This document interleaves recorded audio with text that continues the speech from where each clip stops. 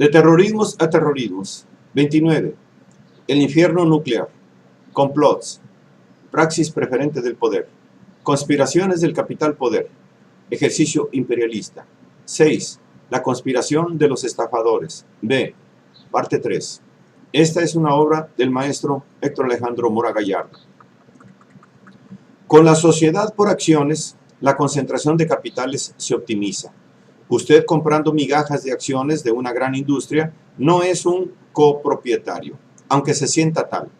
En ello consiste la engañifa, hacerle creer que lo es, cuando que en realidad le está entregando usted sus ahorros a los capitalistas mayores de esa casa de moneda. Supuesta difusión de la propiedad. En realidad, mecanismo efectivo de concentración de la misma. Pura ficción jurídica. En realidad, este accionista solo es propietario de un título de renta. A cambio de este título, ha abandonado prácticamente a los grandes industriales y banqueros la libre disposición de sus ahorros. Por tanto, la sociedad por acciones es más bien una forma velada de expropiación de pequeños ahorradores, no en beneficio de una fuerza anónima, sino en beneficio de los grandes capitalistas que consiguen así dominar un volumen de capitales que rebasa ampliamente su propia propiedad. Cuando un individuo invierte capital en una gran sociedad, concede a los dirigentes de la sociedad, corporate management, plenos poderes para emplear ese capital a fin de crear, producir y desarrollar, abandonando todo control sobre el producto. En contrapartida, revirtiéndose el beneficio capitalista en favor de los pocos, la praxis insana ha conducido a la aparición de conglomerados industriales y financieros con propietarios que poseen una porción no muy amplia de las acciones y que sin embargo manejan a las empresas como si fueran de su propiedad y se benefician de la plusvalía que producen, partiendo de ser socios mayoritarios en las grandes empresas originarias que así proceden a absorber a otras, lo que va propiciando el paso del empresario industrial al propietario rentista, cuando que el capital del empresario se convierte en un instrumento de mando sobre capitales varias veces superiores al suyo propio. El capitalista supremo se ubica en la cima de la pirámide aprovechando la cadena de acumulaciones. Trátese del cambista rentista, magnate de las sociedades por acciones, quien resulta ser el beneficiario de la magia multiplicativa, al unísono de ser el gran especulador y prestamista, gran usurero implementando el consumo a crédito y la venta a plazos. Otro artilugio de los magos fecundos que ha sido todo un éxito en la sociedad multiindustrial y todo consumo, sí, pero a crédito, cobrándose altos intereses. La fórmula encontrada por los magos capitalistas para paliar la contradicción esencial capital-trabajo. Industriales y comerciantes tienen interés en favorecer esta venta a plazos porque representa el único medio de ampliar el mercado de esos bienes de consumo duradero y porque en general cobran un interés considerable sobre ese crédito, diferencia entre el precio al contado y el precio a plazo.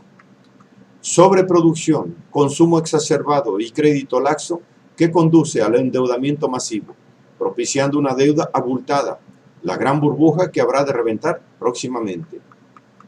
Como lo hace ver Ernest Mandel, el crédito es un implemento esencial en el desarrollo capitalista, ampliando su campo de acción, facilitando la circulación de mercancías, concentrando las reservas de dinero disponibles. Asimismo, y pasando por diversas etapas, ha estimulado la producción, la competencia, la concentración de capitales, en suma, todas las tendencias de desarrollo del capitalismo, consiguiendo con el predominio del capital financiero establecer la élite capaz de concentrar con el capital bursátil la riqueza mundial y el poder monetario apropiativo que rige al orbe.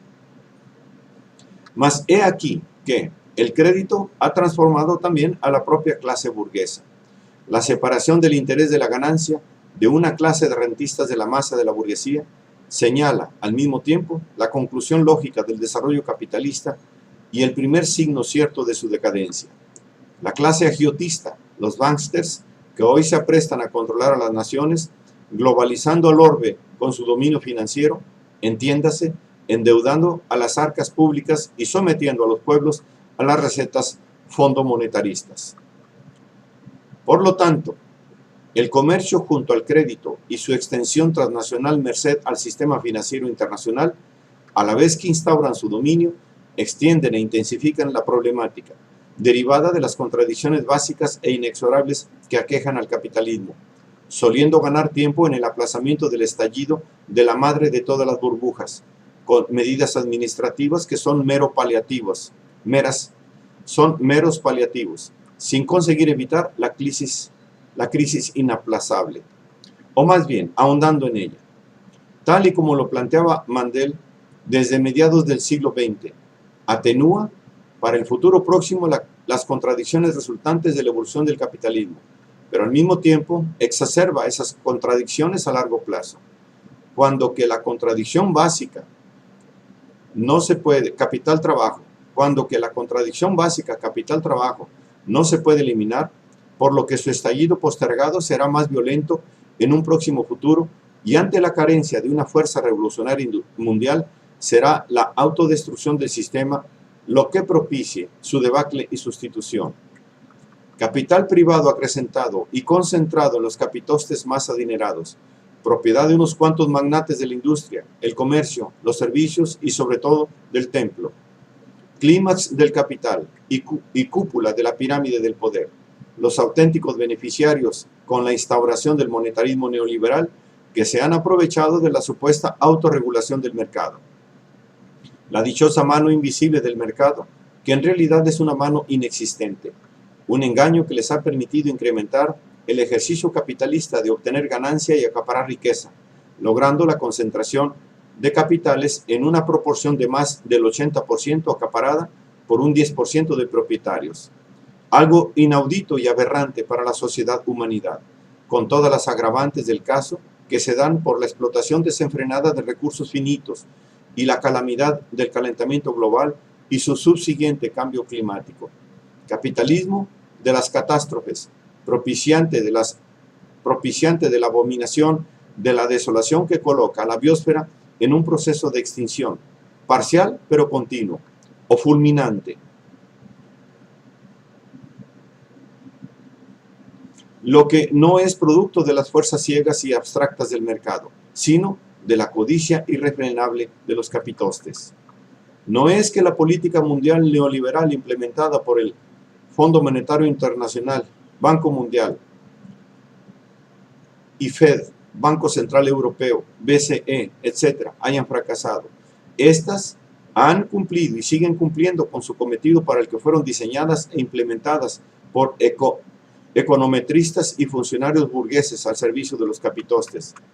El principio procurado, la relación favorable a obtener por los capitostes, consiste en hacer que el tesoro público le deba al Banco Central privado, no que el Banco Central le deba al Tesoro, o que el Banco Central público y el Departamento del Tesoro regulen el mercado monetario, endeudando al gobierno, apropiándose de la emisión monetaria para que la administración en turno les entregue las rentas públicas más preciadas, rematando en gravar al trabajo y no al capital usurario.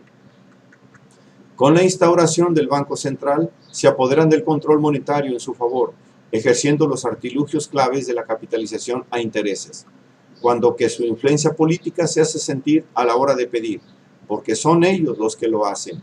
Se erija un Banco Central para el supuesto control de los desequilibrios y el caos habido en el mercado monetario, lo cual es cierto, pero se da porque ellos lo provocan para su beneficio capitalista. El caso es de que con la influencia de sus intermediarios en el gobierno, proceden a instaurarlo. Por ejemplo, en el caso de los Estados Unidos, aprovechando que Alexander Hamilton era uno de los suyos, quien promueve los decretos para que se instaure el primer banco central Bank norteamericano, viniendo a ser una alianza entre el gobierno y los adinerados, implementando un otro recurso de la magia capitalista, la cual consiste en principio en el traslado de los capitales públicos en conversión a capitales privados, pasando a ser sus capitales. De ellos, los banqueros fundadores, la cabal iniciativa privada que se hace para beneficio de ellos, gracias al endeudamiento del gobierno y con él de los ciudadanos. Para dotar de capital inicial al Central Bank, los capitalistas promotores se apropiaron del 80% de las acciones, concediendo el 20% restante al gobierno. Pero en realidad ocurría que el capital fundador se otorgaba en un sentido contrario a la proporción de acciones. Era el gobierno quien lo aportaba a través de los fondos públicos. Luego, el banco, empleando la antigua magia de los préstamos de prestidigitación con reserva fraccional, extiende el crédito a los pretendidos inversores privados originarios, fondos necesarios para iniciar el negocio con riesgo cero de pérdidas, aconteciendo en realidad que la capitalización originaria se realiza con el dinero que el Tesoro Público les concede por la condescendencia de los gobernantes en el gran negocio, el negocio del control monetario, permitiendo que estos capitalistas, que son los supuestos inversores, se apropien del monto y se lo presten entre ellos mismos, acaparando la mayoría de las acciones, lo que viene a ser la gran estafa institucionalmente establecida. La disputa por la imposición de un banco central fue álgida en los Estados Unidos, teniendo que ver con quién controla la emisión del dinero, igual a la fábrica de la llave de la riqueza. Si, como debiera ser, es el gobierno, el funcionamiento de la economía sería sano, pero si son los capitalistas quienes lo ejercen, la economía queda viciada, bajo el mando de agiotistas. En el caso de Estados Unidos, muy probablemente los Rothschild estaban detrás de la apropiación del primer Central Bank norteamericano. En los años 80 del siglo XVIII, se verificó el primer intento por crear un banco central en los Estados Unidos. El First Bank se inaugura en 1791. El primer Central Bank norteamericano es aprobado por el presidente George Washington el 25 de abril de aquel año, concediéndosele un periodo de vigencia por 20 años. Los Rothschild, mejor posicionados que ninguna otra entidad dedicada al gran negocio del control monetario, se insinúa entre sombras detrás de los intentos. Tiene algo de raro que se evidencie que Alexander Hamilton tuviese estrechos vínculos con los Rothschild. Según esta consideración, este prócer del capital imperialista yanqui llegó a un acuerdo según el cual apoyaría el cambio de la capital a Washington, D.C., a cambio del apoyo del sur para establecer un banco central. Como la ciudadanía tuvo la oportunidad de experimentar los efectos que causa el funcionamiento de tan prestigiada institución, tan solo en su primer lustro de actividad, el gobierno pidió prestados 8.2 millones de dólares y los precios subieron un 72%. Resulta explicable que no estuviesen dispuestos a renovar la concesión, negándose por consenso en 1811, hecho que en buena medida propició que al año siguiente Inglaterra le declarase la guerra a los estadounidenses, siendo capaces las fuerzas británicas de tomar la naciente capital norteamericana e incendiarla. Empero, derrotados en Nueva York y en Nueva Orleans, se ven forzados a pactar un armisticio y para febrero de 1812 ambos gobiernos acuerdan la paz concertada en el Tratado de Gante. Y entonces, ¿por qué de inmediato, al año siguiente, se crea el Second Bank de los Estados Unidos para otros 20 años? El Estado, los gobernantes en turno, suelen doblegarse y tornan a hacerse cómplices y partícipes en el negocio de la banca y de la bolsa, sucumbiendo ante el poder de los amos del dinero. El efecto agio hace ganar a esos seres ocultos que aprenden a maniobrar ocultos en la secrecía que les brinda la sociedad anónima con la que se agencian la propiedad pública y privada, riqueza que no deja de obtenerse sino tras la ruina de millares de ciudadanos, pasando a ser la culminación de la praxis capitalista en la sociedad democrática. Una farsa que hace creer que un banco central se establece con amplia participación de la inversión privada, pero quedando bajo la dirección gubernamental para beneficio público y control de la inflación, cuando que no es así. En realidad, trátese del templo de la concentración de capitales en beneficio privado, logrando su propósito, obtener el monopolio sobre la emisión de la moneda, apropiarse de los impuestos, endeudar al Estado y así a la ciudadanía, endilgar los intereses multiplicando el endeudamiento y haciéndolo permanente, manejar la máquina de hacer dinero según su conveniencia, mucho o poco, acorde con la intención de provocar una inflación o una deflación, prestarlo al gobierno con un módico interés, endeudar a los trabajadores, quienes en base a los impuestos laboran para pagar esa deuda invisible que, empero, afecta su nivel de vida al gravar sus salarios. Prestar para endeudar, regular las tasas de interés, el secreto antiguo de los prestamistas de estirpe bíblica. El rico se enseñorea de los pobres, y el que toma prestado es siervo del que presta. Proverbios 22:7. Sí, Yahvé tu Dios te bendecirá como te ha dicho. Prestarás a naciones numerosas y tú no pedirás prestado. Dominarás a naciones numerosas y a ti no te dominarán. Deuteronomio 15:6. La sapiencia pecuniaria de los cambistas del templo. Instrumento de acumulación capitalista por excelencia, con el manejo de la política monetaria. La estirpe de cambistas del templo está en condición de ser la bancocracia, o se debiera decir la bolsacracia. Para el caso es lo mismo. Los amos del templo, dominando tanto la acumulación bancaria como la multiplicación agiotista, en un proceso propio de la dialéctica ad absurdum, desenfreno que termina en catástrofe, ibris cremata, implicando pérdida de control y de mesura, cual actividades irracionales desenfrenadas destinadas a propiciar catástrofes. ¿Para cuándo el ciudadano es un consumidor cautivo que subexiste entre ser zombie o sonámbulo? No piensa, no existe, lamentablemente arrastrados por la corriente que lleva al precipicio, sin poder detener la máquina, sin poder tomar el control del navío.